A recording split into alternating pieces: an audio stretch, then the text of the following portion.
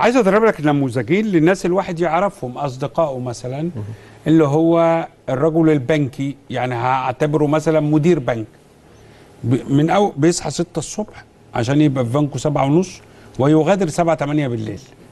على بال ما يوصل البيت 9 10 مش شايف قدامه، ممكن ياكل ينام او يبص 5 دقايق تلفزيون وينام. والطبيب اللي بيبدأ يومه 6 الصبح، ينزل على جامعته يحاضر، يعدي على المستشفى يشيك على العيانين، يروح العيادة بتاعته، يرجع تاني يعمل عملية، يوصل البيت 12 بالليل. ده نموذج لشخصيتين موجودين في المجتمع المصري، بيمثلوا قطاع كبير جدا وحياتهم بالشكل ده. ممكن يكونوا عملوا فلوس كتيرة، بس بالنسبة لكلامك ده لا حياة، ده في دايرة اللازم. طبعا ده في دايرة لازم. وبعدين هو برضه لازم اسأل نفسي سؤال، يعني بالانجليزي كده بيقولوا how much is enough، يعني لغاية كام يبقى كفاية. يعني انا بعمل فلوس، طب لغاية امتى هقول انا عايز اعيش؟ اوكي الفلوس مهمة وانت بتحقق نجاحات. بعمل شهرة، لحد امتى هتقول لا انا محتاج اجي شوية على الشهرة عشان انا محتاج اعيش؟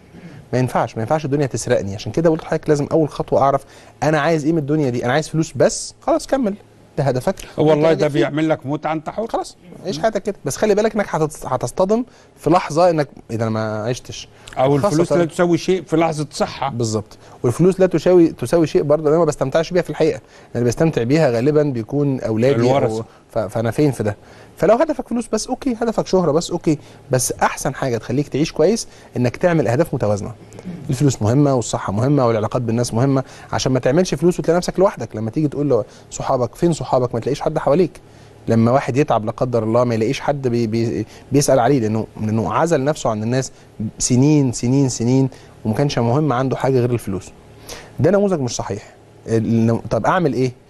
اسأل نفسك سؤال، امتى هيبقى كفايه؟ ده اول سؤال. السؤال الثاني، اخبار الويك اند معاك ايه؟ بتعمل ايه في الويك اند؟ اوعى تقول انك بتقضيها نوم، انت كده بتنتحر. لازم تعمل بياخدها لانك هو ما بينامش طول الاسبوع. لازم يحرص على الاقل انه ينام كويس الى حد ما، عشان يجي في الاجازه يبقى عنده طاقه انه لازم يسافر، يخرج بره الدايره دي. من حقه كانسان ان هو ينعزل، سواء بقى كان طبيب، سواء كان مهندس، سواء كان شخص بيدير اعمال طول الوقت ومطلوب منه يبقى متواجد، لازم يعمل حاله الفصل. خلي بالك لما بيفصل بيرجع احسن. لكن مع الوقت الكيرف بتاع انتاجه وبتاع نفسيته وبتاع قدرته على التواصل مع الناس عمال يقل، هو مش حاسس. هو الويك اند ينفع اشتغل فيه؟ لا. الويك اند ينفع اخده كله نوم؟ لا. الويك اند ينفع اخده اخلص فيه مصالح الاسره؟ لا. ويك اند يعني بتعزل نفسك عن كل الروتين، بتعزل نفسك عن كل الضغوطات، بتعزل نفسك عن كل المشاكل في الحياه، بتتفرغ لاسعاد نفسك وتشحن طاقه مره ثانيه.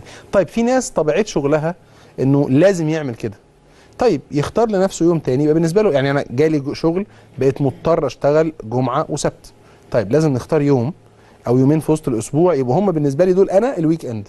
يبقى يوم الاثنين، يبقى يوم الثلاث، اختار يوم يناسبني انا، لان انا طبيعه شغلي مختلفه.